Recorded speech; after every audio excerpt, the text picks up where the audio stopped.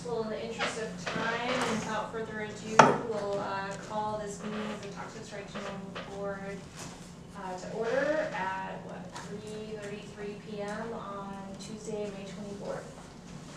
We want to start by just going around and doing brief introductions. Joe?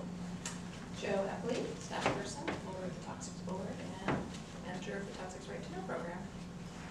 Kristen Zeller-Powell, an advocacy position. Whose term Whose term ends on June 30th. I'm Wendy Cecil, industry advocate, whose term also ends June 30th, so this is also my last meeting. Marcus Baxter, Aurora Innovations, industry advocate, and I will be here for a while. Another 3 years. Another 3 years. I got you the kegs. Yes, you did. Yeah, I just realized that. It was a great party. Calorie benches. Yeah. I'm Trevor Howard, Hot Valley Brewing Company. And Tim Markov, Hot Valley Brewing Company also. Derek Thelma, Operations Manager, Hot Valley Brewing Company. Rich Lock, Mid Valley Metals. Eldorado City Fire Marshal. Excellent. First item on our agenda is, after introductions, would be approval of the agenda. Board members, are there any suggested updates to the agenda? Sounds good to me. We are approving the agenda. Can we actually do that since we have? Oh yeah, we don't have a quorum, so we can't do that, so we'll just Formally keep going. When our fourth person gets here. When our fourth we'll person gets revisit here, that we'll try to topic. approve the agenda. All right, second on the agenda is public comment, and pardon me, I'm usually vice chair. This is the one and only time in my 3 years I get to chair a meeting, so bear with me. Rich, thank you for attending the Toxic Right to Know board meeting. The public comment period is an opportunity for individuals to provide comments to the Toxic Board on issues related to the Toxic program. Generally, each person will have 3 minutes to comment. When called to speak, please clearly state your name and the name of your organization you represent, if any, for the public record. And please conclude your comments immediately after you've been notified that you have reached your time limit. Unfortunately, 3 minutes. Do you have public comment today, Rich? Yes, I do. Okay. Take it away. You want me to stand over here so you can see me in the camera? Sure. Okay, so as I've said before, every time I've been in here, I'm going to say the same thing again today. My name is Rich Lock. I own Mid Valley Metals. I have been assessed the fees for the Toxic Right to Know because I fit the SIC code and so on and so forth. But I have yet to pay and will not until I get the order to pay. But I'm going to tell you that I want to be exempt. I've asked that every time I've been here. This board, or this program, is in direct violation of House Bill 2431. Section 3, Article 8 says, in administering a local community right-to-know regulatory program, local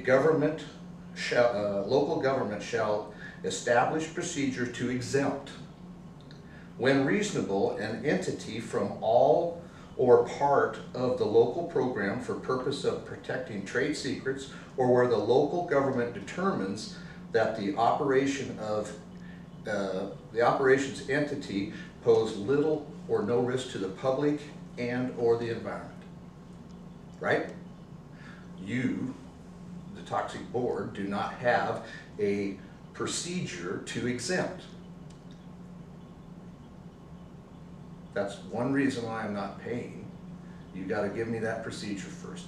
You have to make a clear path for Mid Valley Metals to be exempt. Because if it is, that's my goal as a business owner. I have since since I've been in Eugene, I've asked the OSHA to come in and verify my shop with no incident or fines. I've asked the local fire department to come in, and according to the local fire department, I have an exemplary shop. I am conditionally exempt in the stormwater and water with the EPA and the state of Oregon. I say that Mid Valley Metals is no risk to the public. make me exempt. Thank you, Rich. So we've had a few people come since we started. We did introductions earlier, but would you please introduce yourselves, those who came in late, we'll start with you. I'm Ben Reed. I am Quality Assurance and Quality Control at Derek Tillman's Hop Valley Brewing. Okay. Also Derek Toma with Mackenzie Solon as well. Lisa Martin, Toxics Board. Excellent, so now that we have a quorum, do you have any input on the agenda? We were unable to approve the agenda without a quorum. All right, do we need a motion to approve? All those in favor of approving the agenda who are on the Toxic Board, say aye. Aye. Great, agenda approved. Lisa, you missed public comment and the introduction, but I think you know everybody except for the crew from Hop Valley.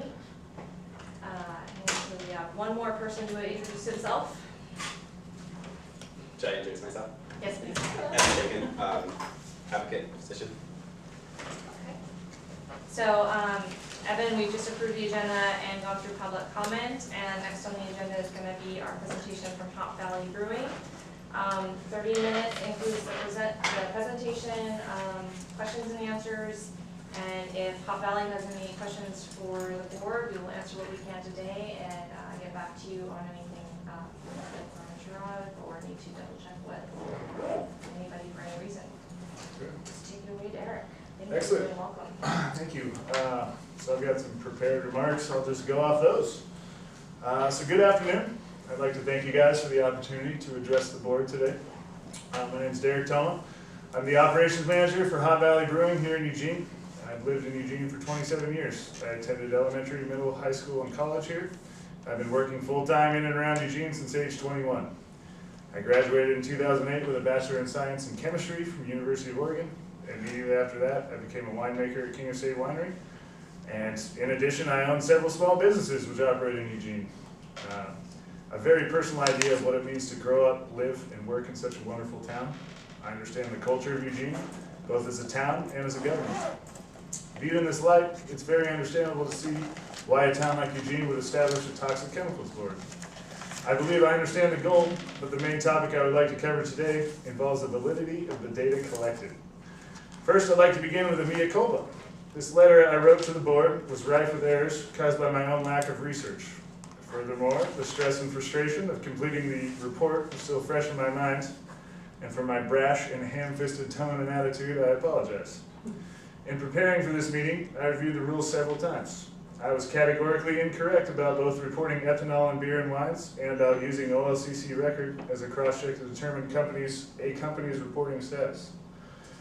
However, from that error comes two critical observations. First is, food and beverage industries make up roughly 11% of the companies that are reporting, and I think it'd be very useful to have an addendum relating specifically to our industry. We use mostly the same sanitation chemicals, mostly the same caustics.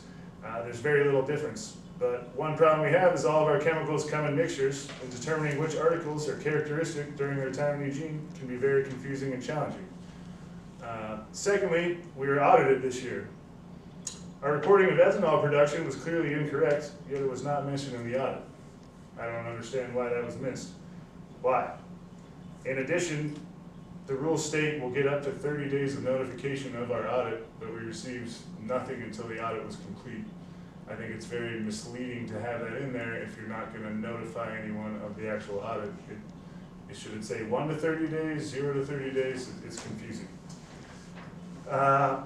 I think this demonstrates that businesses don't really understand a lot about the program and its processes, and I don't feel the board does a lot to educate the very businesses that pay for this program as to what the purpose is, why we pay this fee, and things as simple as what do we looked at when we get audited, because I have no idea and we just went through an audit. And I'm admitting right now I did it incorrectly and I feel that should have been caught in the audit. Now, moving on, I feel the second issue that needs to be brought up and discussed is how the program is administered to local businesses. It takes a Google search in less than 5 minutes of time to determine historical production of anyone governed by the OLCC. This will be a little more geared towards the food and beverage industry, if you guys hadn't picked that up. Anyone that's paid even a glance to the local business scene would be hard-pressed to miss the success stories of some of our nearby competitors.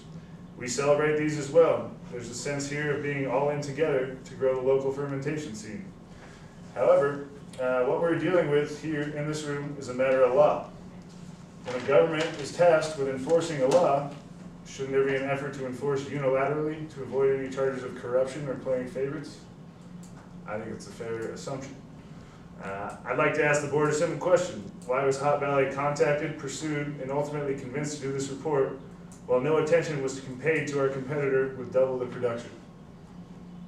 And that's an easily checked on fact.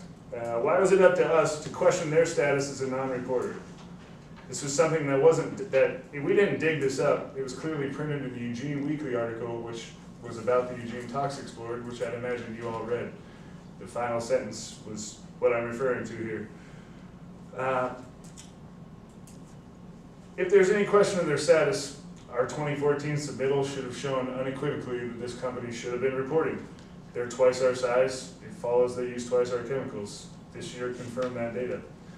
It's extremely frustrating as a business to be coerced into filling out this report while other blatant violators are given a pass. Considering we had a company with highly publicized DEQ violations join this year, 2015, who clearly should have been reporting years ago, and this company did not come forward voluntarily, I also ask you guys, what penalties have been assessed to this company as it states in the rules are likely to happen? It states clearly, anyone that comes forward voluntarily will be given leniency. Anyone that's discovered by the board will most likely face some kind of fine. So I'm just curious what fine was levied against this company. It really undermines the power and the purpose of your board when enforcement isn't unilateral. It causes a significant undercurrent of frustration and resentment for the mission of the board when certain companies receive a lot of attention while others seemingly get a pass. What is the board doing to ensure they're receiving reports from all businesses that they should be? And it's a legit question. Next area of concern falls on the validity of the data. The board's stated mission is to be a public information program.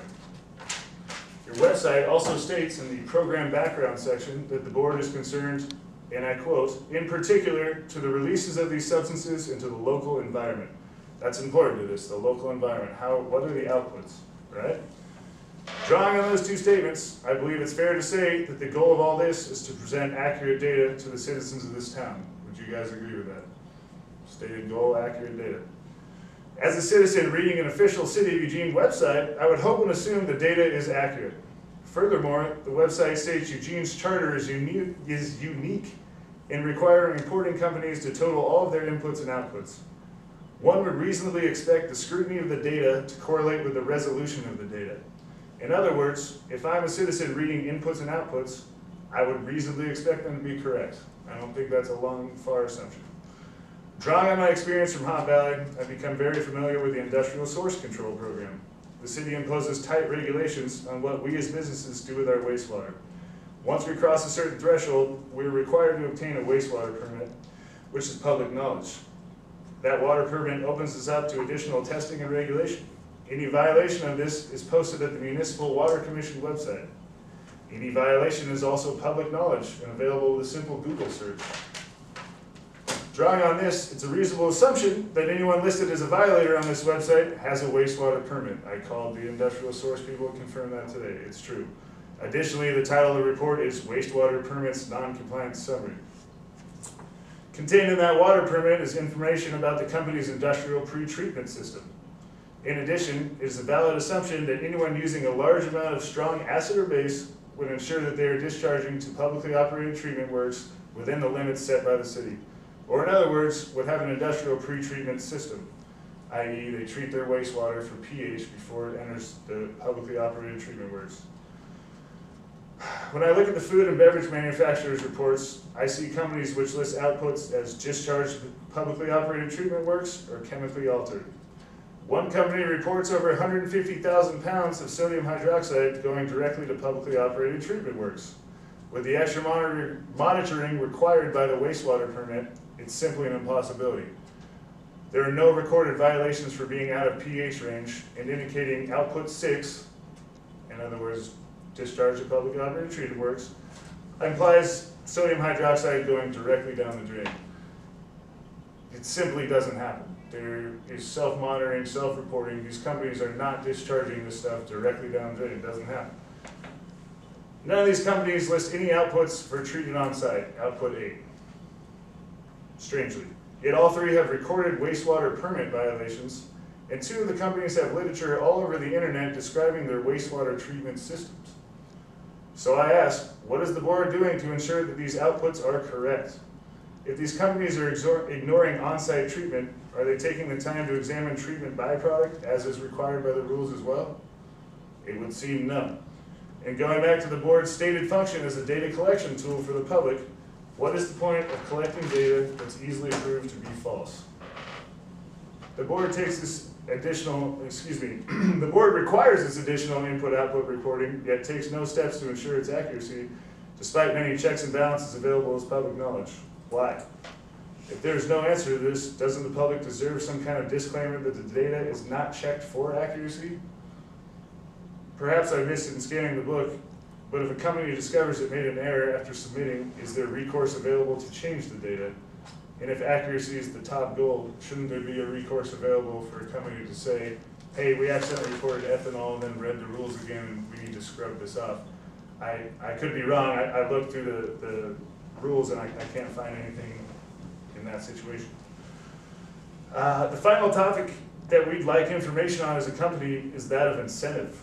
It's mystifying to the powers that be at Hot Valley as to the organization of the fee structure. Shouldn't the fee structure incentivize companies to comply correctly? As it stands currently, we're charged $2,000 if we have more than 10 full-time employee equivalents. How does that incentivize anyone in any way? Shouldn't the fee structure be tied to chemical usage? It seems that tying it to usage would ensure several things. First, the companies using the most chemicals would carry the most burden of the program, thus eliminating the unfairness aspect.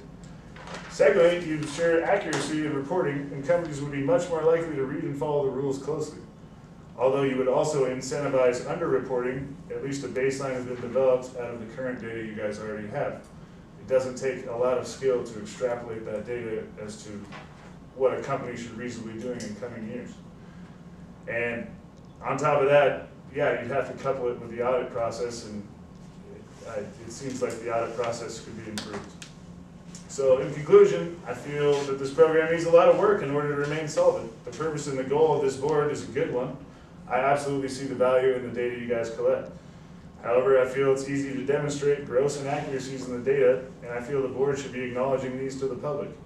By representing this data as whole, accurate, and complete, you're negatively affecting a relationship with both industry and the public. The checks and balances I previously mentioned are not difficult to obtain, and I did all this without a single Freedom of Information Act request. As an industry participant, I have the inescapable feeling of having more questions than answers, and I don't feel that I am alone in this. We see uneven enforcement, a puzzling fee structure, and data being recorded that is questionable at best. We at Hot Valley are committed to being responsible, honest, and law-abiding business. We fulfill all requirements for doing business in Eugene.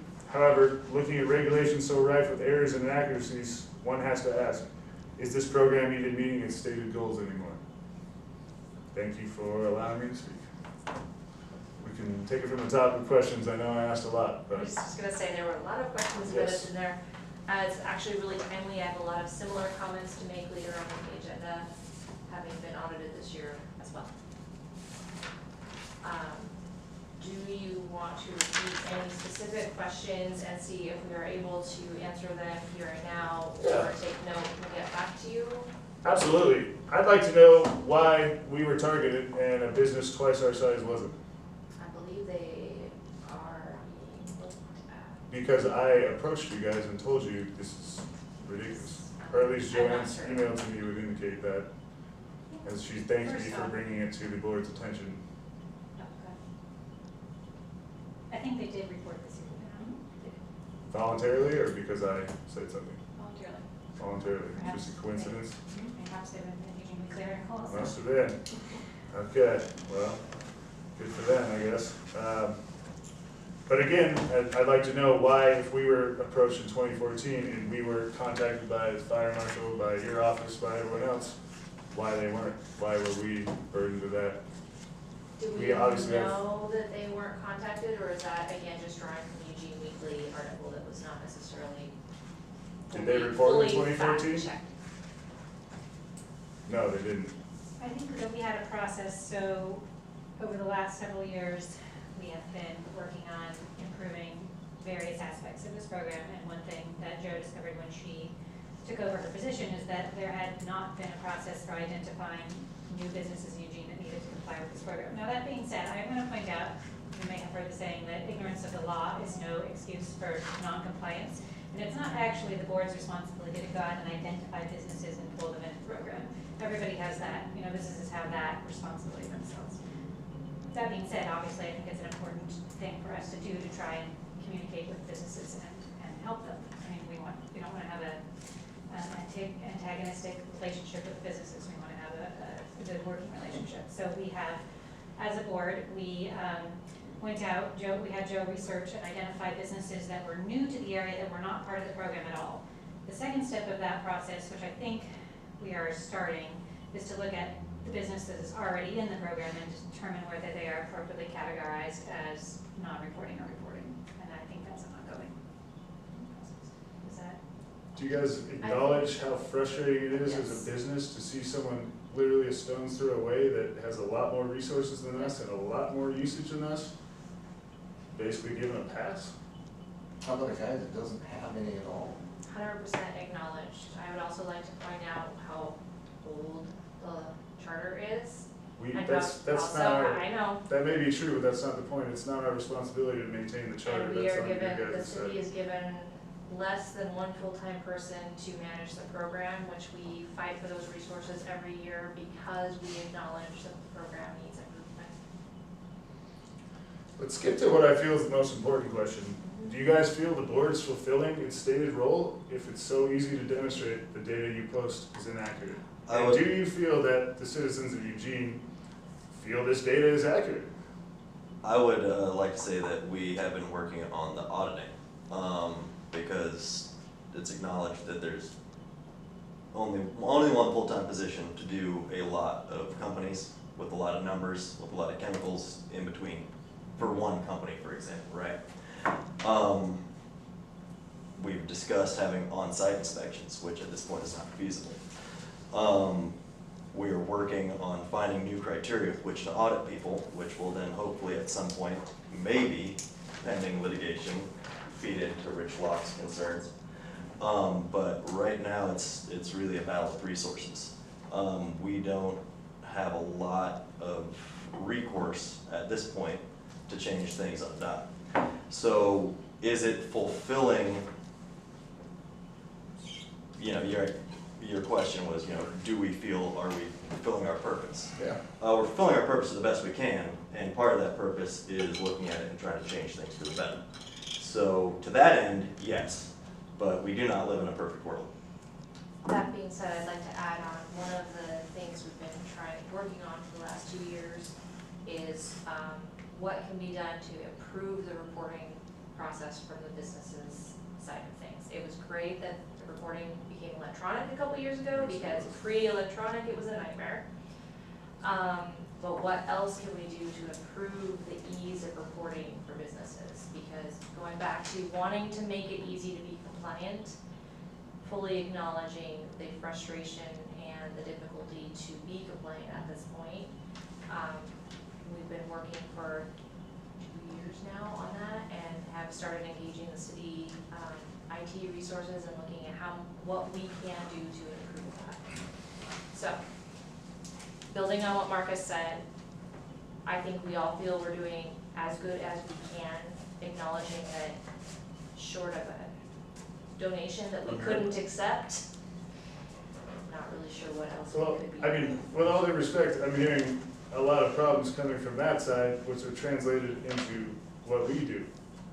We didn't ask for any of this. We don't want any of this, in Rich's case for sure.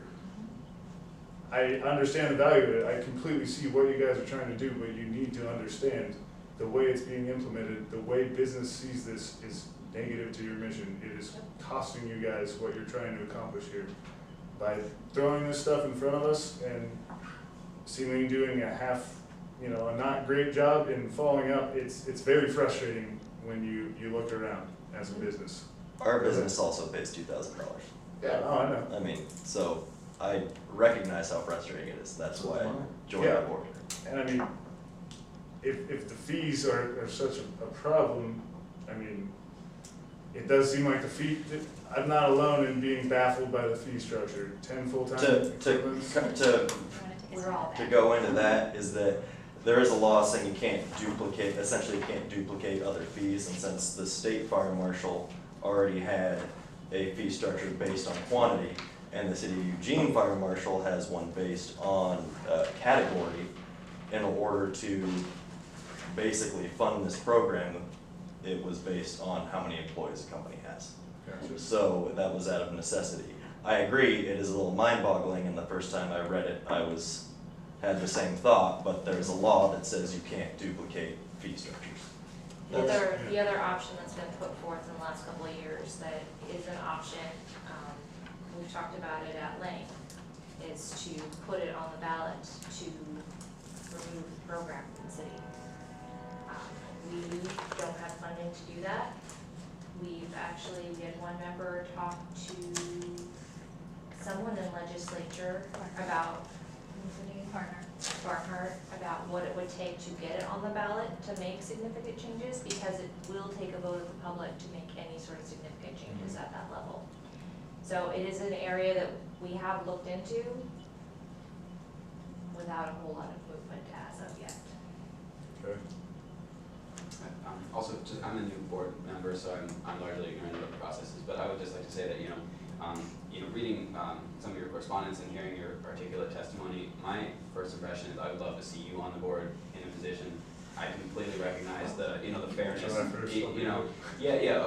that's right. So I think that, in terms of addressing these issues that are really substantive, and provide a lot of wealth of knowledge within specific industries, I think it'll be, a useful asset, and I think all of us are coming to this position trying to do the best we can, inheriting some of the, current, the situation that came over from litigation and other kinds of complex, issues outside of our control, and I think, like collaboration is, the key to being able to move forward and address all of our, mutual needs, so I appreciate your testimony. Yeah, and I mean no disrespect, but sitting on this side of the table, all I'm seeming to hear is we're doing the best we can. This is a half cobbled together program. We have no money.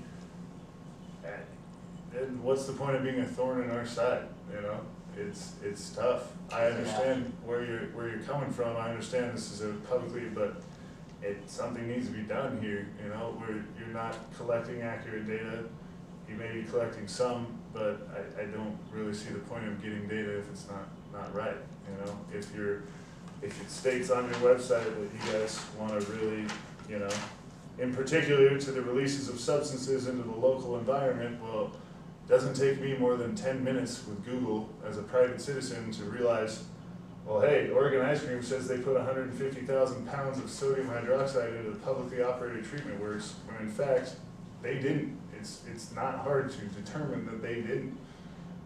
So, Well, not everyone is able to access that information with the ease. not everyone has a degree in chemistry, and that's incorrect. It's Google. Anyone that has a computer anyone can go to the public library and get this information with Google.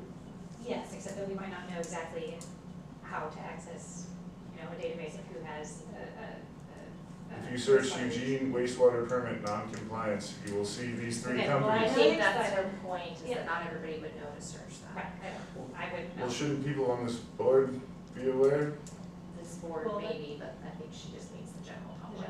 And I'm really, so we've So done some look. Their ignorance is something to be capitalized on? Yes. No, so That's what I'm, you're stating by that. so I'm excited that you are going to be a member of this board and you can bring that knowledge here and help us both, maybe provide some tools for citizens who want to do some cross-checking, but also, I think, hopefully design maybe some materials to give to businesses to help them report more accurately and to sort of coordinate their reporting across the board. Because I would like to improve the quality of the data. I don't think that it's all inaccurate. actually related, but we can talk about later. That might be something to consider adding to the city's website, would be references to other websites where people can cross-check the data, the wastewater permit violations, et cetera. Excuse me, can I ask questions? Where can I get a financial statement for the funds that are collected? What do you do with it? Where does it go? And how much is it? I believe it's all salary, but I think that would be a request to the city for financial Is statements. it public knowledge? Yeah. You have to request it from Yeah, you Joe. can send me an email Okay. It's, requesting. yeah, just, I have it's to a matter of send public request. record. Okay. Well, yeah, I mean, yes, I realize I have special knowledge. I realize not everybody has to fill out water permits and deal with the industrial source control inspectors, but you also realize with, I mean, I've only been at Hot Valley for 2 years, so I haven't been doing this for very long. It's not that hard to come up with some easy checks and balances on some of the stuff that's being reported, and it doesn't really sound like the board has a lot of teeth to go after anyone that doesn't report accurately anyway. I mean, it really seems like you guys are pleading a position of, I don't know, we can't do anything to anyone, we're just here, you know, with minimal funds trying to do the best we can.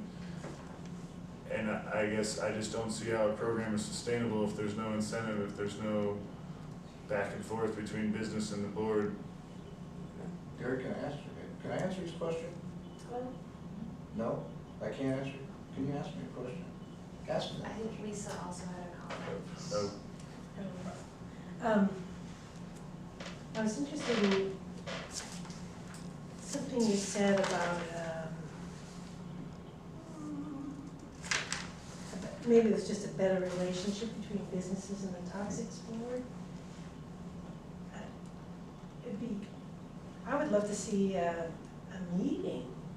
I mean, I guess it'd be voluntary, but maybe every January or something, have an open meeting where we invite businesses, because we never meet the businesses. And that would be, I think, helpful to go over what are the goals of the program. yeah, I agree. I mean, it can be a little baffling on our end to look at, you know, what's required down to a T, and you know, I hate to pull the chemist card out here, but you guys are asking for wastewater byproducts from treatment. Okay, do you want me to correlate the pH to that and tell you what species are based on my average pH over the year? Like, some of the data you're asking for is wholly, I understand there's certain limitations and you provide a lot of methods for estimation and things like that, but you know, some of the questions asked are fairly complicated questions, and I'm not, it just doesn't seem like anyone reviews them very often or looks at what, you know, what are we really asking here? And yeah. Once again, the last meeting and the meeting before that, we have been discussing auditing, which is, I think, pretty much the core of what you're, apart from. Yeah, auditing's definitely. Yeah, auditing's. Following the rules, if you will. Right, Yes. Being discussed, working on it.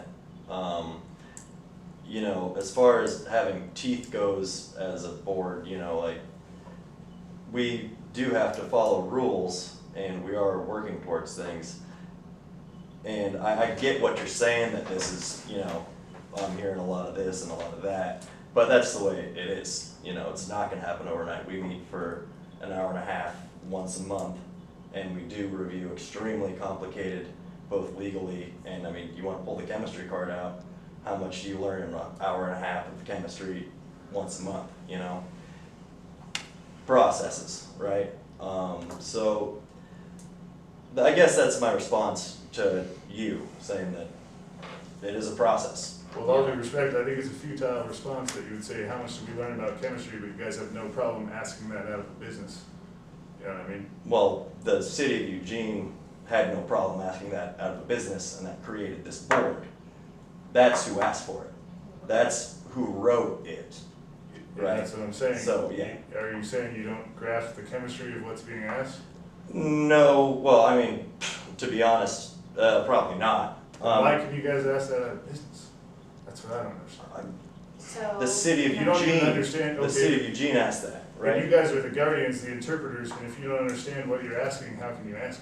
So I just wanna step in really quickly and say, we're not asking anything, we're here just to make sure that the program is being maintained as per the charter.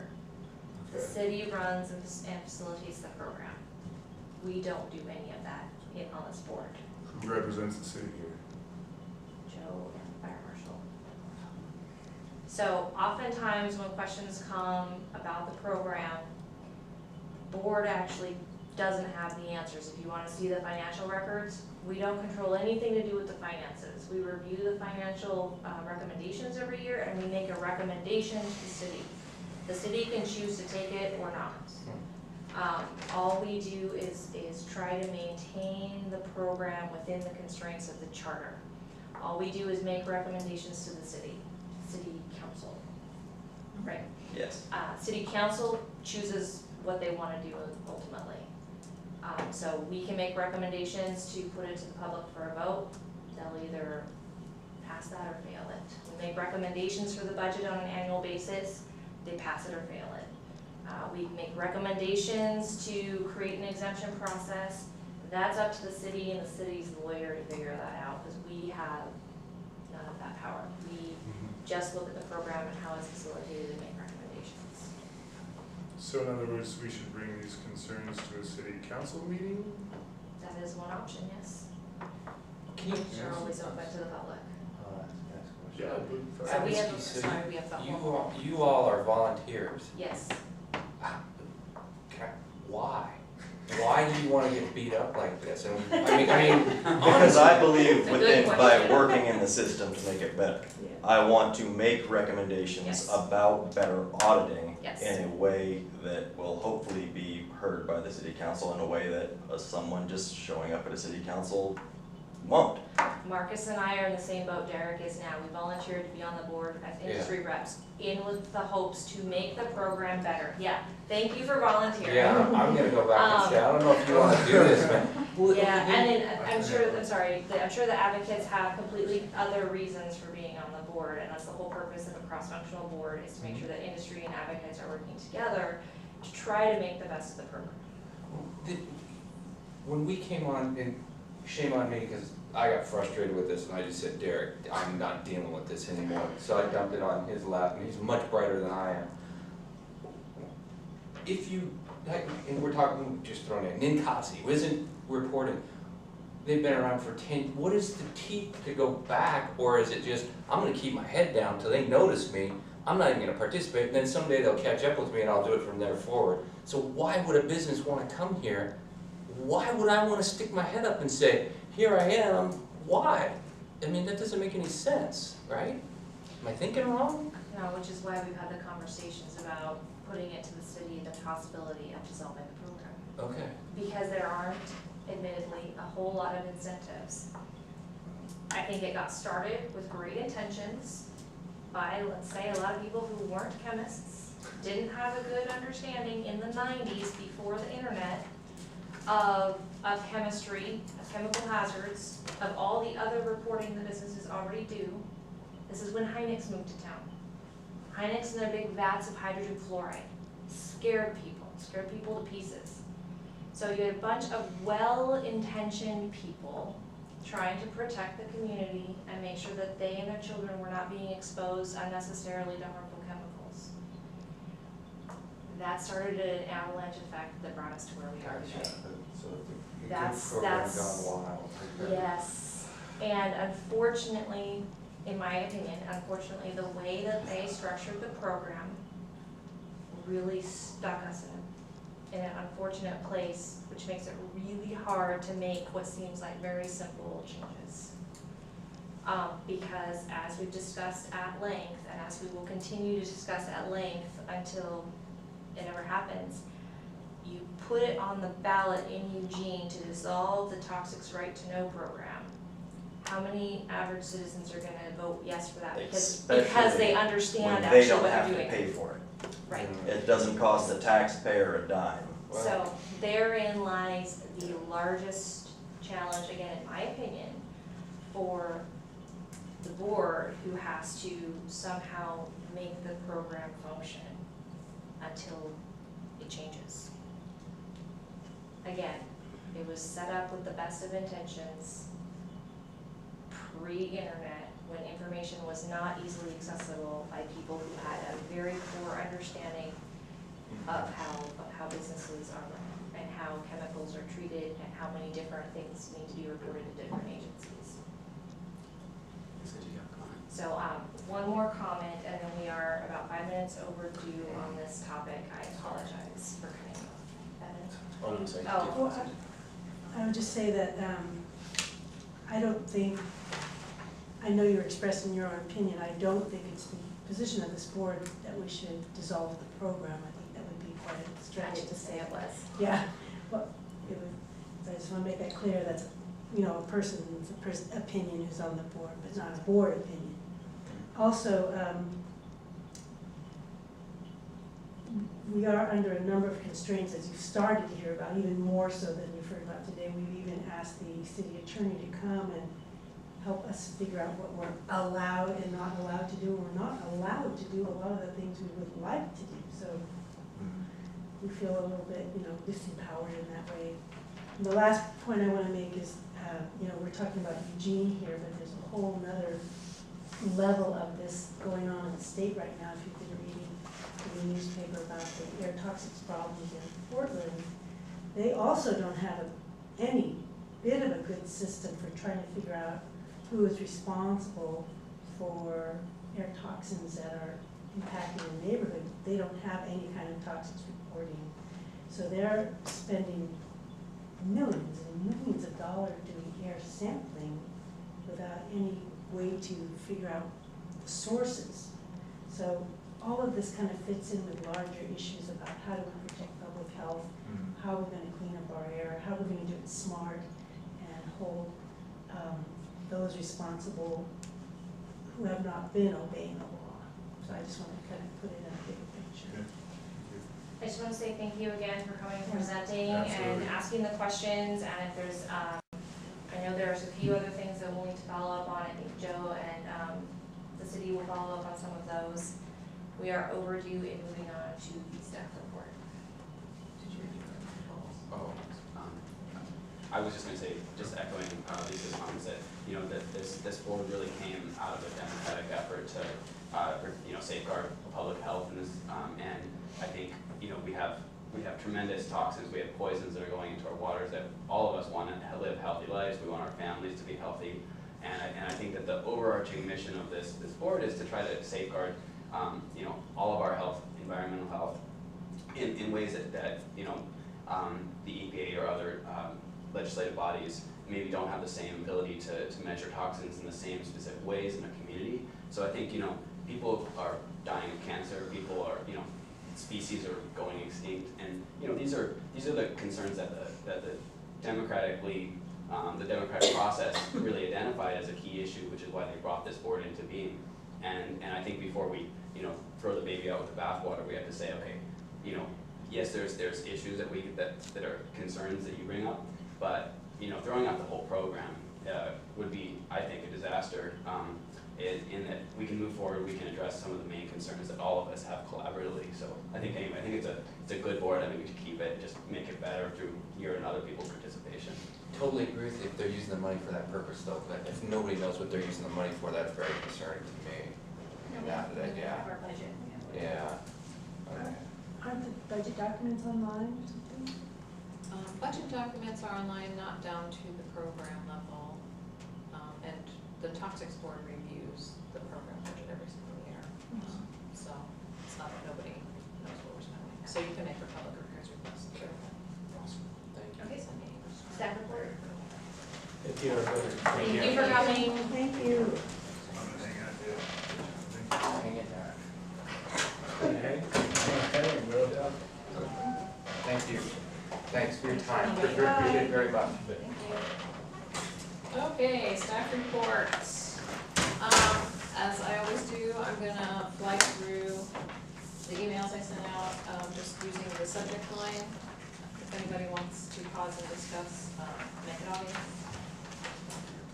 So I spent a good amount of time typing up the toxics board meeting summary from the last meeting.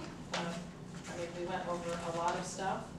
I'm gonna continue to monitor how long this takes me, because if it continues to take me 4 hours like it did the last meeting, we're gonna have to figure out something else Yeah, as, agreed. as a backup plan. Which brings me to the tape recorder on the table. That is our now default, meeting recorder, just in case. So if the camera fails again in the future. And so I just want to emphasize when I send this out, if all of you can just review it, and if you know, remember something differently, please bring it to my attention and we can discuss it at the topics board at the next meeting. And then I posted the final approved agenda, and posted it on the website. So I'll be sending you guys notifications when I do that, now that we start the meeting with the draft agenda and then approve it at the meeting. Just to keep you informed of what's going on. Sent out a couple of news releases from DEQ as they make progress on trying to figure out what to do with the art glass manufacturers that have somewhat gone unregulated up in Portland. And then sent you some information on the board's reporting program application improvement enhancements. Sent you out a couple messages of those, kind of progress reports, forwarded the information to the fire chief, and then met with fire management and ISD staff. Just kind of keeping you in the loop on how we're making progress on that. And then we posted the video online. And then I sent you a copy of the reporting deadline clarification emails to a couple of businesses who had reported past the deadline, but it wasn't clear. And then I also fixed the next round of the hazardous substance tracking instructions. So next year, it'll be a little bit more clear exactly when April 1st midnight is. Excellent, because it's confusing. Not bad, yeah. It wasn't an April Fool's joke. And then a copy of the invitation to Derek to come present to us at the meeting. An updated draft of the fiscal year work plan, which we'll be going over a little bit later today. Eugene Toxics Board appointment recommendations to the mayor and city council. On Derek. And then formal resignation from Amber Everly. So that led into requesting a special process to get advocacy position applicant, which we did not get for in the last citywide round, as well as the new vacancy created now by Amber no longer being able to be with us. And then the toxics board rotation, which usually is a very short little email, but there was a lot of things that happened, kind of moved us around, ending up with, for fiscal year 17, so that starts July 1st, 2016, Wendy was gonna be the chair, and Lisa the vice chair, but Wendy is no longer gonna be with us, so Lisa will be the chair. And Amber Everly was then gonna be the vice chair, but she's no longer with us, so that redefaults to the neutral member. And just for your own explanation there, Andre is our neutral member, and she wasn't able to join us today. So She was this year's chairperson. So it would be in Alright. the future. So it has redefaulted to Andre now being the vice chair, starting on July 1st, 2016. Andre? Have we received any applications for the advocacy position? I did not have time to check today, but I will in the next couple of weeks. And I did post in the Eugene Weekly as well as the Register Guard advertisements. It's on our website, it's on the city's main website, it's on the city council's website. I'll be sending reminders out to all the businesses in the reporting program. Any other phone calls for so I'll be sending you guys an update on that sometime next couple days. And then I sent you a copy of the updated citizen guide and quick guide, which we will hopefully have time to talk about at today's meeting or next meeting. And then an update on the nomination of Derek Tillman to the Toxics Board. And formal resignation of Amarillo. And the process for special recruitment. And then another news release from DEQ about them doing a blitz of potential emitter inspections, which gave us a list that I'm going to be using for future identification processes to see if any of those businesses are not yet in the Toxics program.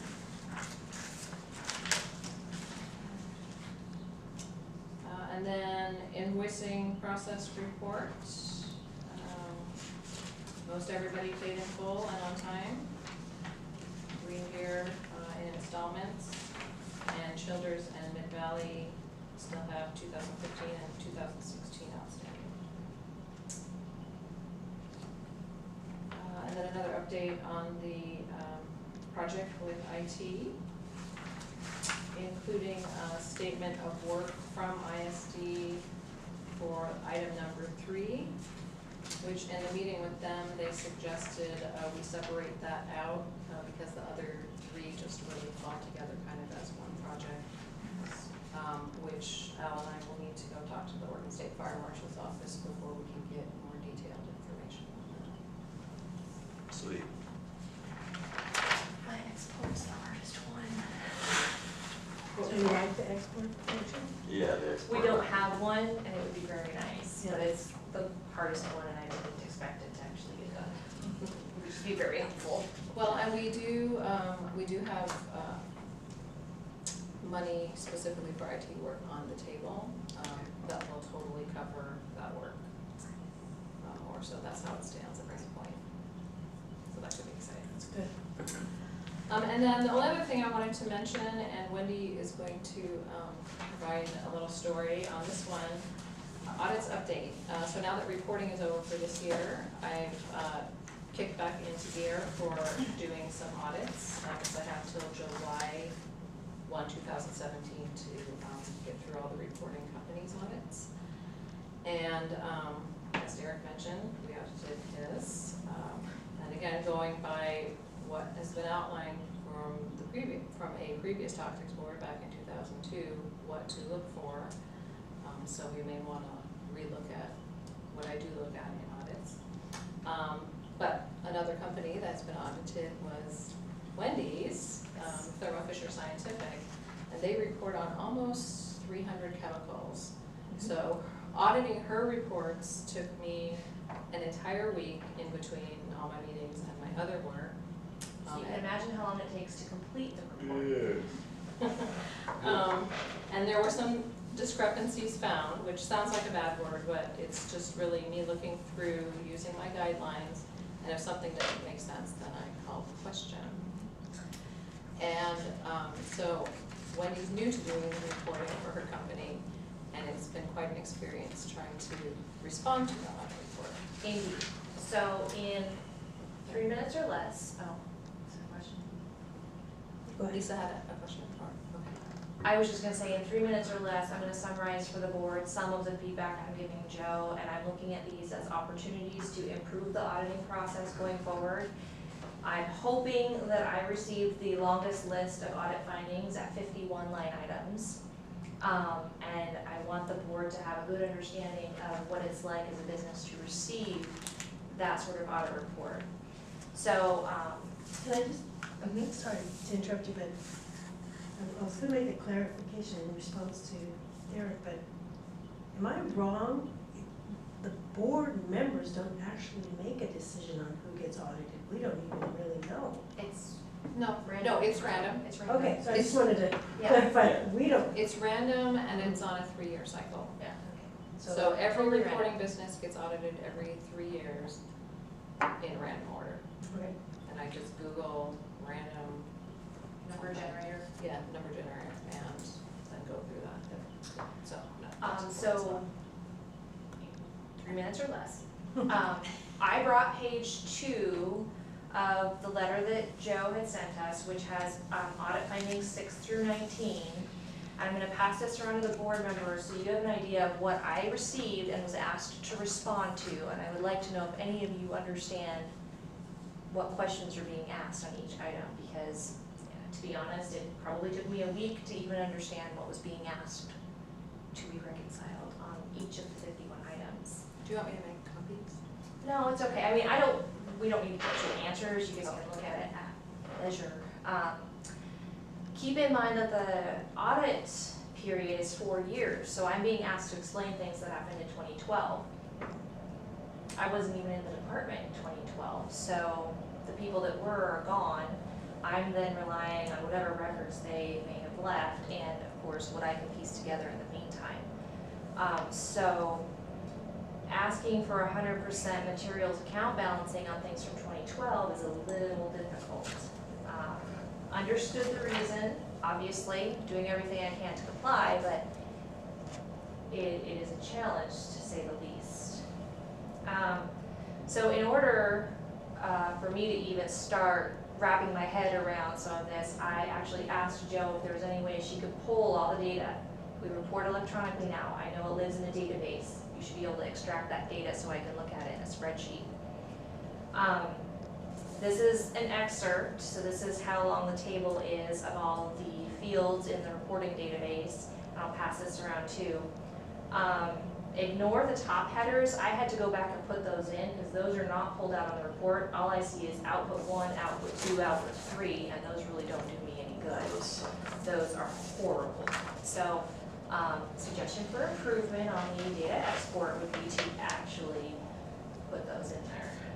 And I just want to add, this is not a report I can pull on my Right. own out of the database. I have to make a service request for our IT department. So this report took a couple days. I was actually impressed at how quickly they got it to me. So I had to make the request to Jo, who had to go to IT and make the request, and they had to go. They've never done this before. Nobody's asked for this before. I don't know how we've been audited. So it took them a couple of days just to get me that data back. A couple of things about the data in that report touching on the data inconsistencies, and I will be including this in my reply. Jo has this as well, so you guys can talk about this with future improvements. But for instance, column U in that report is called under the threshold limit. All the fields are with yes and no's. You would assume that that means that the item you reported falls under the threshold yes or no. Turns out that's not what it means at all. It's a completely garbage column and you can't use any of the data in that column. So had I actually tried to sort on that column and say my reasoning for these items is because they're under the threshold limit, it would have been incorrect to use that data. Another thing that I found in some of the items there is you'll notice like output 1 through output 10 are all your different outputs, and then output 11 is the total output. It's supposed to equal everything in columns 1 through 10, or row 1 through 10. Not always the case. So in some cases, your output 11 is there with a bunch of zeros next to it, and you in 2012, and you're supposed to reconcile that information. I don't know. It was 4 years ago. So the best I can do in some of these situations is look at what was reported for the other 3 years and say, well, another problem. There's no record of when the list of reportable chemicals has been changed and what changes were made each time. So I have no idea if one of my findings is you reported this for the first time in 2012 and why not 2011? I don't know. Was it reportable in 2011? We have no record that shows that. So I don't know if we brought it on site for the first time in 2012 or if we had it, but it was not previously required to be reported prior to 2012. So that's another thing the Toxics Board can look at is documenting the changes to the list of reportable chemicals, such as what are on the table that we want to recommend the changes that we make. That's a lot of changes, and we need to think about documenting those. So if someone's audited in 4 years and they report something for the first time next year, and that's why, there will be no record of that being why it's reported for the first time.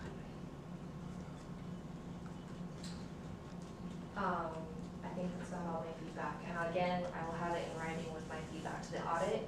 But I was actually very surprised at how many gaps are in the information received being audited, and how I mean, honestly, with some of this, I was like, it's like looking at a grocery receipt from 3 years ago where you see the total and you have to guess what you spent all your money on. I didn't know. So, Could we I hope it's do- helpful. That was very helpful, but, since Aurora has not yet been audited, and I'm not asking to be audited, could we do a mock sort of audit, to create a fictional company with, You have a test database and Cool. a test company in that test database. if we could do that, I would like to have one of these that I could look at for a little bit longer than a few minutes here and there.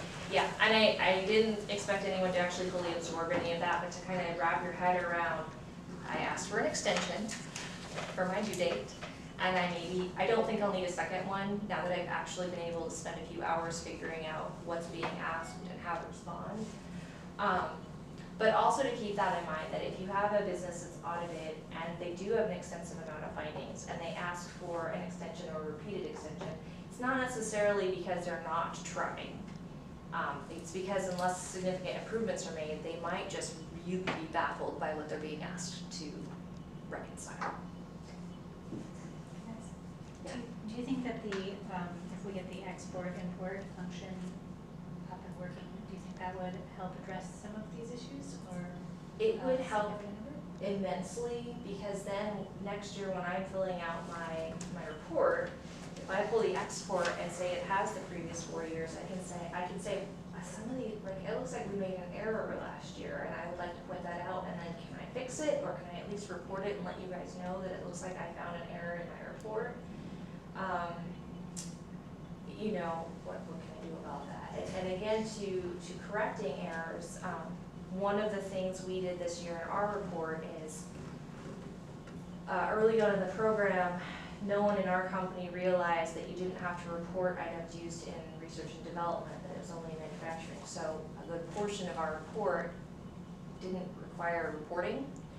And so I was going through and trying to clean things up. We were also double reporting things under 2 different columns. And so it was looking like we were using twice as much in some cases because we were putting it under such and such compounds and such cast number. So I was diligently trying to correct some of that, but then in an audit, you're gonna say, well, wow, that number changed drastically, please explain. Well, I started adding comments that I'm doing data cleanup. So just things to think about in the future with auditing the businesses is look at what was sent to them and what they were asked to do before thinking they're just trying not to respond. So I went way over my 3 minutes. Any other comments there before we move on? But I was just thinking, you know, in identifying some of the quirks that come up as you go through the process, I wonder if, you know, when Joe sends out an audit to these businesses, whether we can just, you know, give, in addition to that, you know, in the interim between when the new database might come online, whether it's like also send, you know, a template of what a correctly filled out sheet looks like, plus how to deal with some of the commonly missed problems, just something that it just, you know, gives them a sense of like, you know, allows them to sort of map onto what they need to do, you know, in quirky situations with double reporting for R&D or other things. Just here are some commonly missed things that might, you know, be able to just help people save a lot of time and be able to move forward, you know, because it sounds like you're identifying a lot of concerns that could just, you know, the next person doesn't have to reinvent the wheel, and then Joe can just send that information, because we all want, you know, the report done in a timely fashion with as little stress as possible. So I'm just thinking, you know, what are constructive ways. So that would be a good item for you guys to consider adding to a future agenda item, is creating that. Is some of that encapsulated in the user instructions? I don't think there's anything in the instructions on how to respond to an audit. Oh, okay, sorry. Which, you asked that question, the first time I filled it out, and then I went the next year, or I was just rechecking my numbers. I basically I go to my production manager and say, yo, Steve, how much of this did we use? And he gives me a number, he types it into his database, and gives me a number. When I double checked, I said, yo, Steve, how much of this did we use this year? And he gave me a different number. Okay, that is, all right, That's okay, well, self-auditing. Steve, what, equation did you use to pull that last time? And, oh, maybe we should write this down so we get consistent numbers each time. It's a bit of a learning curve. I called Joe and explained that, and we changed it. I find that calling, in my expertise when it comes to dealing with government agencies, calling someone and asking the question is usually quick, because it took not that long to just, okay, make the change, right? So that was me self-reporting an error. I know, Joe, in your time budget, as I call it, you have a certain amount of time delegated to dealing with or helping companies. I think frequently asked questions does have some, does have some value for sure. But my problem with stuff like that is, it's not that long, it's a pretty lot of information to digest anyway, so it would need to be concise and fairly brief, otherwise it just turns into more paper with words on it. And those questions will probably vary from business to business and change as time goes on. So, I would say maybe, that's a tough one, I guess, is what I'll just point that out right now. A lot of my feedback is going back to 2012 is the pre-electronic reporting days. So how that data got in there, right? 2013 is when electronic reporting started. Yeah. And in the first couple of years of electronic reporting, they didn't have the program written in to catch errors. So some of it's just a typo, some of it's because your December 31 and your January 1 don't match exactly, because the programming wasn't put in place to automatically pull that in. So your next audit cycle shouldn't have any of those problems at least, so it should be a little easier to figure out going forward, but at least this audit cycle, we are dealing with some of those unforeseen issues as well. What just popped into my head, so it's a brainstorm, maybe some sort of forum of toxics users that have questions, like I could throw up, hey, I asked my production manager 2 years and he gave me 2 different numbers. We decided that we need to make sure that we're using the same database, or Like an online forum, if he pulled it, Q&A. if he used pounds or gallons, and then what, there's a difference there. And if we were using 80% or 70%, there's a difference. So just, I could post that, and then people could search through that forum for stuff like that. And that way it would be a living document instead of, hey, we sat down one time and we thought of things that were on our head at that point in time, and then we put it into paper, and then it was there forever. So, I apologize, we're already 10 minutes over on that. Do you want to make one final? Oh, and I was just gonna say that, with a forum, it sounds like a good idea. The only concerns I've heard, in other forums is that somebody has to sort of manage it sometimes, and that can And then you become have the to issue. Yeah, budget time for that. yeah, and that's, but I think it's a good idea. Okay, so, Can I just say one more thing Yes. about audits? So then I have another business that I audited, and they asked for a 1-week extension, which I'm authorized to provide, and then the business needs to come and ask the tax board for further extension. He got his 1-week extension, and the response is due this Friday, but this week he's dealing with 2 production lines going down. He's the operations manager, the company's totally understaffed, and I doubt he's gonna be able to make his deadline. So, there's just like all kinds of things that fall into play in responding to an issue, and sometimes that 1-week extension is just not really reasonable. I'll add to that, yeah. My Even manager after quit 30 2 weeks days. ago. So I've got all of her job on top of this, on top of everything else that I normally have to do. So that's why I said I may be actually asking for a second exemption. I don't think I will, but if I do, it's that similar situation. I'm not putting it off, but stuff happens. So the extension, that's not in the charter, is it? No, it's a procedure. Why don't we just change it? You can. that's something you can put on the agenda to review and change. Anything else there? Okay, Staff report's done. great. Fiscal year 2017 program work plan. We need a vote required before July, or we need a vote before July 1st. Yes, sorry. It's okay. Okay, so, we really tried to wrap this up at the last meeting, but then at the end, I was reading the last item. So if you jump to page 4, Thank you for numbering the pages. yes, it was very helpful for me. And I saw this note under the section necessary to support charter amendment, conduct site visits of businesses currently in the program, which is part of new toxic board member orientation. I'm not sure why I put that in there, because, it really was only when I identified businesses that meet the requirements to be in the program. So, I also, taking a look at it further, I thought that fell into, if you go to page 2, where we were kind of talking about refining the language on the second one down in the chart, the top of page 2. City fire marshal audit hazardous materials balance reports. So for the first column, I changed that language to reflect exactly as it's worded in the charter, because this is charter mandated section. And then I added the language and the percentage of staff time spent to what the staff tasks are.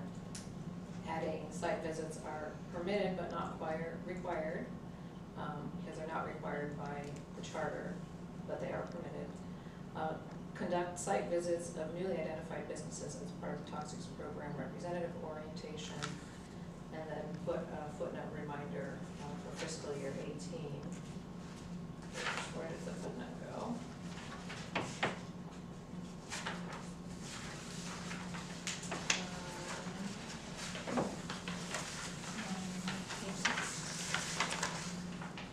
Oh, thank you. I expected it to be in red. Toxics board to develop a list of other sources, such as Oregon Community Right to Know program reports, to cross-reference and compare reported data when conducting audits. So follow up to Derek's suggestion, even before he stated it. All right, Rick. So do those changes make sense? What was the last change? Can you just read? Oh, it's Page at the 6, bottom very of page last 6, page. it's the Very last footnote, so when we review the work plan, for next fiscal year, to develop that list of cross-referencing. So did anybody else have any other changes on that? And if not, we need a final vote from the Toxics Board to approve this, and it will go into effect on July 1st, 2016. So Judge, just to clarify, you took the small paragraph about conducting site visits, it was redundant, is that correct? Or It was redundant and somewhat inaccurate. Okay, and so you just inserted it into this? Yes, With the so- same percentage of Yep. staff allocation time? Yes. Yeah, so I corrected it to be accurate and then moved it up to that section. So permitted means discretionary or based on the charter? I guess I'm So correct. it's not mandated by the charter, for me to do site audits, but they're not disallowed either. Yeah, okay. And so, the Toxics Board wanted to just make that clarification This to seems the plan. Because then it's that whole, time constraint issue. Because if I did site audits for every single business in the program, I would not have to do anything else. Yeah, and I think this is an ongoing question that I think has been answered around Derek's point that, sometimes there's a smoking gun and it would be, just a best practice to follow up on it, but at the same time, I'm not sure if it fits within the purview of the charter around whether we can actually do site inspections for businesses that seem like they're out of compliance. Is that, I'm guessing. Didn't we ask the city attorney that question? Yeah, I can't remember. And it was permissible but not required, and Yeah, As so needed. going strictly by charter mandated, no, that's not something we do, Mhm. but it's not disallowed either. Okay, so it's possible you were saying, okay, thanks. Because that whole conversation really started with the direction to take the program down to only what's specifically charter mandated. Mhm. Yeah, it seems like, good use of staff time to, there's probably a very small fraction of businesses that are out of compliance, and yeah, staff time focused on those businesses would, seems like they would be best utilized, so anyway, neither here nor there. Well, this will be an ongoing discussion, but we do need to settle on something for. Any other comments on the work plan? Do you need a motion? We do need a motion if there are no further comments. I move to approve the work plan for fiscal year 2017. Any discussion? All those in favor? But you need a second. Was there a Yeah, second? Oh, I was about to Sorry, second, yeah. thank you. I second that. But- Great, all those in favor? Aye. Any opposed?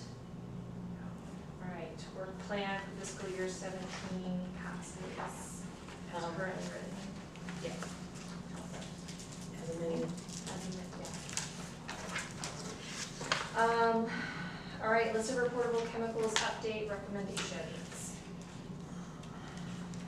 We only have 12 minutes remaining. We have that on the agenda and also, I'm going to, per Audrey's request, make sure we don't miss the last item. Yes. Which is super awkward for me now. But I would I will help you. personally like to recognize Christine and her 6 years of service on the board. Actually, just 5. Just, okay, just 5 years. Not to quibble. Right, of service on the board for all of your time through one, if not 2 pregnancies that I noticed, 2 pregnancies and infants. And I, for one, think that your input has been really valuable, so thank you very much. Thank you. And it's been an honor to serve here. Good. Should Any I other recognize ones? you? I don't know, Andre was going to, but. I would like to recognize your Yeah, hard there you work. go. Thanks. In my brief time on the Proxy board, you've been extremely helpful, particularly from the industry side. And I'll be sad to see you go. Thank you. I have told Joe that I am totally willing to come if invited or as needed to help with any of the chemistry stuff or any explanations or any of the industry side, although you have 2 experienced reporters here. But if there's anything I can help with on an ongoing basis, I'm happy to do so. Just would not be able, even if I had tried to stay on another term, I'd be in Amber's position now. I also really appreciate, both of you for sure, and especially since I'm not from the industry side, your clarity, your knowledge of science, and your quest for accurate data. I'm just always impressed with your contributions, and you've been a fabulous advocate, and I hope we can follow in your footsteps. I'm sure you will. Well, I just wanted to also, express my real deep appreciation for, it's been a really, just a great mutually, supportive, and I've learned a lot during the time, the short time I've been here. I was thinking, is there any way for us to have overlapping board positions so that there's like a month or so that That's a nice there's a idea. downward trickle of knowledge or someone can stay on as a volunteer position, or, I'm not saying for this time, but just in terms of moving forward, That sounds like a great future agenda item. I'm sure it's addressed. If somebody would like to, Lisa, thank you for making a note of that, because that will require more than 10 minutes of discussion. All right, so with that, and thank you, everybody. Wait, and on behalf of the city, I want to thank both of you for your time and service on the board. I've enjoyed working with you, I've learned a lot, and I really appreciate all of your hard work. We appreciate everything you do, Joe. Oh, thank you. Everything. Thank you. List of reportable chemicals, update recommendations. Okay, well, I'll start, but I expect this to be kind of fast. So, just to take us back, we still have a pending request with the city attorney's office for last year's updated chemical list recommendations, which I have not followed up with, knowing that we had this kind of floating out there.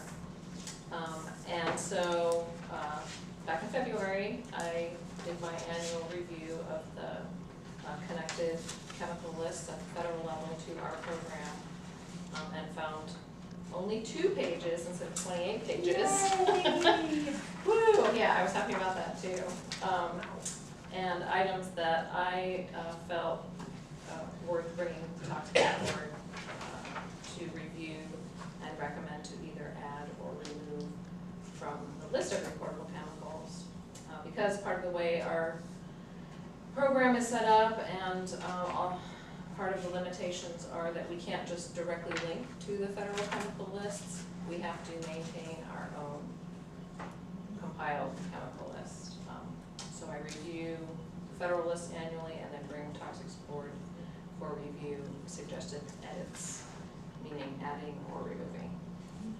And that's what these 2 pages in front of you are. Any questions or comments about this list?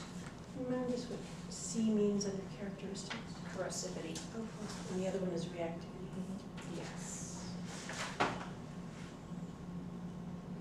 So the refresher is Joe had initially had 28 pages of chemicals that she identified, and then we realized that many of them were either already on the list or were just a duplicate in some other way.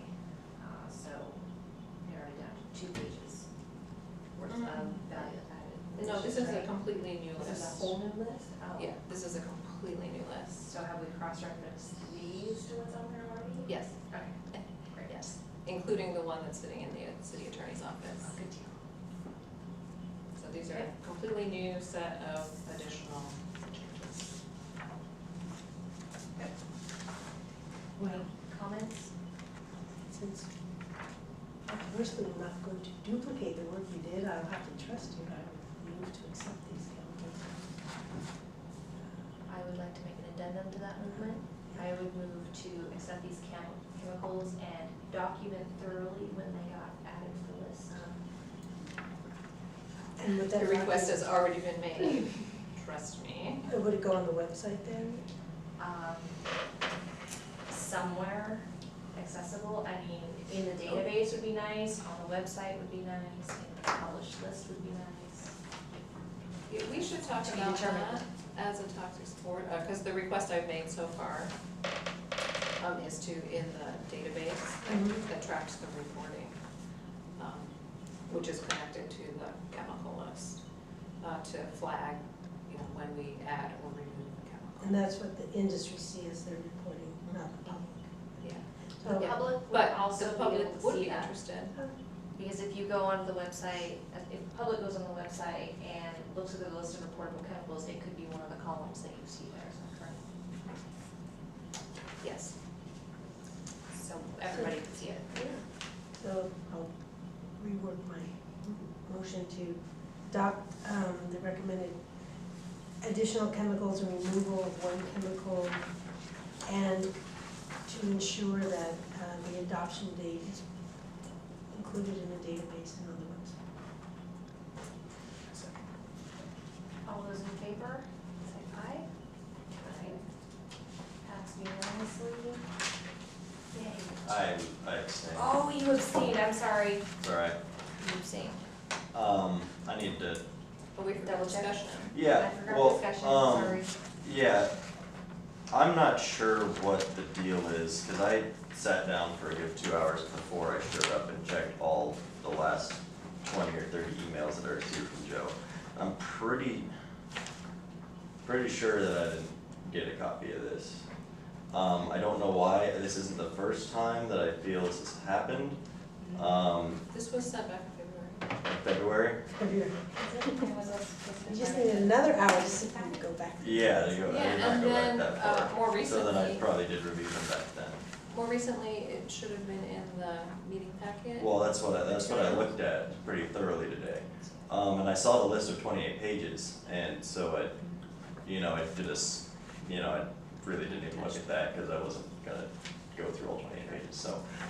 That is the basis of my abstention, because I haven't actually looked at any of these, but that's why I'm stating. Does the board want to put this off till next meeting, give everyone a chance to double check things? Marcus, do you have a preference for how to handle it? I They all look pretty scary. That's my chemist in me. That was for your benefit there.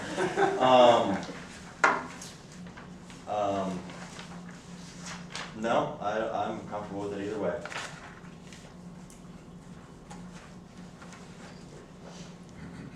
It's already passed, don't we hold up It's okay. progress? No, it's never a bad thing to double check things. And I apologize if I put the wrong version. I think it's more on my end of something. I don't, I'll look into it, because it's not the first, I'll look into it, and I'll look, and maybe I was wrong, but we'll see. We will see. The toxic sport one. Feedback, yeah, from everybody else. Do you wanna wait and check next time and give Marcus time to look through it on his own? How about this? If Marcus finds a problem, we bring it up again. I like your Don't- style, Lisa. Don't Yeah, find I a like problem, your we're style. good to go. So when would you send this to the city if it's approved today? Tomorrow. Yeah, Oh. that's not gonna work. Can't you put it off for a week? Oh, I can put it on for a week, yeah. Is it a week and a half? Yeah. I mean, it's You just send an email and. a dozen Google searches / EPA searches. So do you wanna? So will you send an email either way? Yes. I don't think I need to change the motion, you'll wait a week, and it's just an understanding, you'll Yeah, wait a yeah. week and. I didn't wanna I hold want it up to be very anything. clear for the record. Speaking to the microphone, let's just wait I'm a hoping week. it picks it up too. Okay, so we have a motion on the table to accept these unless we hear from Marcus otherwise within a week. Sure. Do we have a second? I will second. Okay. All those in favor? Say aye. Aye. Anybody opposed? Doesn't seem to be this time. All right, motion passed. And did you make that Lisa, re-amended motion? Lisa made it. Oh, Would help me.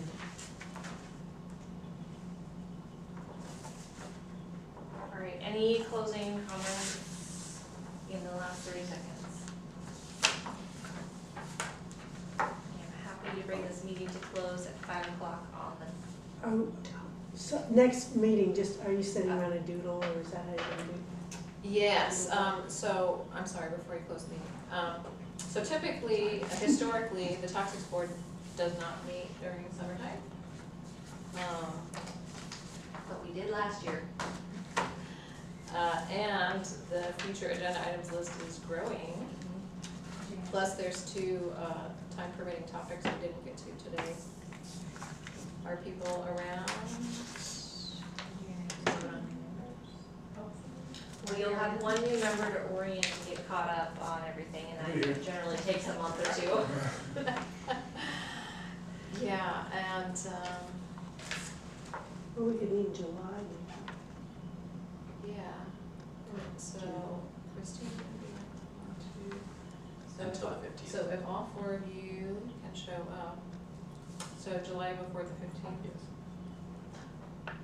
So, Or after the 15th. I'll either be here or I won't. My schedule's pretty fluid these days. So it could change any minute, is what I mean by that. okay, cause we need 4 board members here to take care of any business. Could you send out a doodle poll for 4 days prior to July 15 and 4 days after July 15 to the members who will be on the board in July? And then that'll help gauge Yeah. which one will have more participants. Yeah, we'll try to schedule one in July. If not, then, so historically, we would meet next in August, September, because we need to start talking about budgets for the following fiscal year. I have to say, as much as I hate having to be indoors during the summer to meet, I felt the time was very well spent in getting through a lot of the items that are perpetually on the time permitting list. I felt like it was a good time to onboard new people and hash out some of the discussion that happens when you bring new people on board. So just my 2 cents, I'd say even if you're not meeting June, July, and August, try to meet at least twice in that time frame, because it's time well spent. If you're gonna have 3 new members together, that's. Yeah. Well, the other 2 new members first we have to see if anybody applied, and then they'll have to at least meet with the city council. And sometimes that process can take like a month or two, so we might be really short on board members for a couple months. Which could also hinder us from having meetings, but we'll do what we can. Any other comments?